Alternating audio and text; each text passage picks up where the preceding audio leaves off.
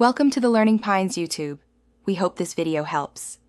You begin by collecting the essentials. List project periods in column A and put each cash flow in column B, with period 0 as the negative initial investment. Once done, decide the discount rate and confirm timing, annual versus monthly, so your formula matches.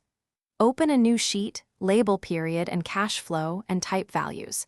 Make sure to save. This setup prevents timing mismatches later and gives you a clean range to reference when building the NPV calculation in Excel. Now calculate present value. Apply Excel's NPV function to the future cash flows only. Type equals NPV, discount rate, B2, B hash, where B2, B hash excludes period 0, then add the initial investment cell, period 0, to that result, for example equals NPV, C1, B2, B6, plus B1.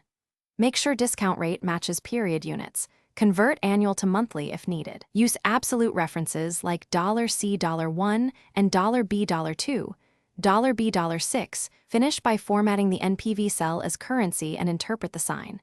Positive means expected returns exceed the discount rate. Negative means decline. Once done, cross-check with IRR using equals IRR, B1, B6, and run sensitivity by changing rate or key cash flows to see impact. Make sure to document assumptions.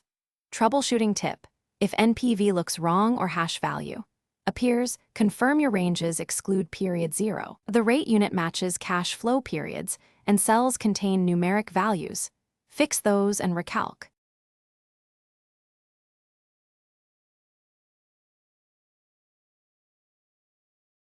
Thanks for watching. Consider subscribing if we helped you.